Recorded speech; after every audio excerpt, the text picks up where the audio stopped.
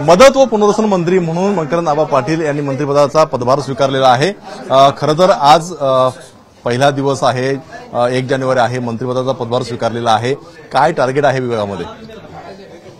निश्चितपणानं आज नवीन वर्षामध्ये नवीन कामाला म्हणजे या विभागाचा कार्यभार आज मी या ठिकाणी स्वीकारला आहे।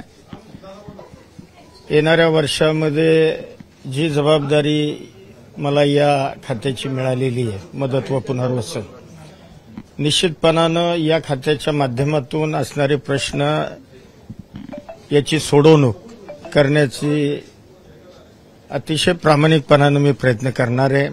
आणि मला खात्री आहे की हे खातं काम करण्याचं खातं आहे। सर्वसामान्य लोकांना या खात्याच्या माध्यमातून न्याय त्या ठिकाणी द्यायचा आहे आणि तीच जबाबदारी मला या राज्याचे मुख्यमंत्री आदरणीय देवेंद्रजी फडणवीस साहेब, राज्याचे उपमुख्यमंत्री आमचे नेते आदरणीय अजितदादा आणि आपले दुसरे उपमुख्यमंत्री आदरणीय एकनाथजी शिंदे साहेब यांच्या मंत्रिमंडळामध्ये माझ्यासारख्या कार्यकर्त्याला या ठिकाणी ही संधी मिळालेली आहे।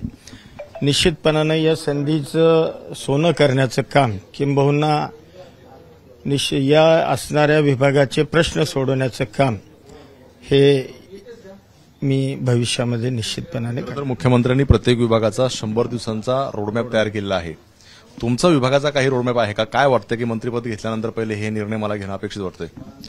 नाही, आता काय आहे, मला अजून आढावा घ्यायचा आहे विभागाचा आढावा घेतल्यानंतरच मी या संदर्भामध्ये व्यवस्थित आपल्याशी बोलू शकेन।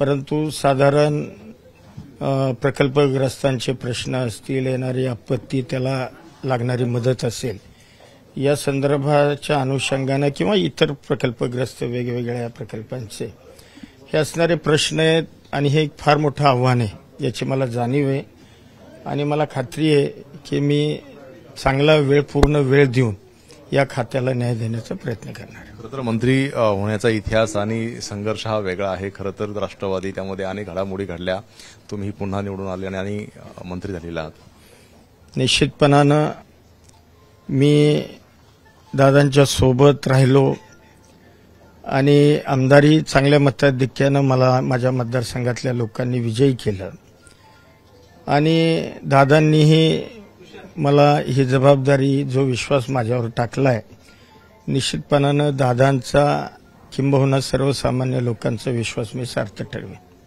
शेवटचा प्रश्न, खरं तर शेतकऱ्यांची या विभागावरती वारंवार नाराजी पाहायला मिळते, नुकसान होतं, सगळं काय, मदत मिळत नाही, अनेक पुनर्वसनाचे प्रश्न प्रलंबित आहेत, कसं या सगळ्याला उत्तर देणार आहे? नाही, मुळामध्ये लोकांचं नुकसान होतं याचा अर्थ असा आहे, अवकाळी पाऊस असेल, गारपीट असेल, दुष्काळ असेल, अशा ज्या येणारी संकट आहेत नैसर्गिक, या संकट ही काही मानवनिर्मित नाहीत, ही नैसर्गिक संकट आहेत आणि निश्चितपणानं हे असणारे जे काही यामधून येणारे प्रश्न असतील, अडचणी असतील, या सोडवण्याचा प्रयत्न निश्चित करणार आहे।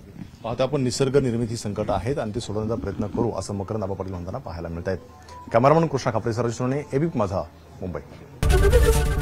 एबीपी माझा, उघडा डोळे बघा नीट।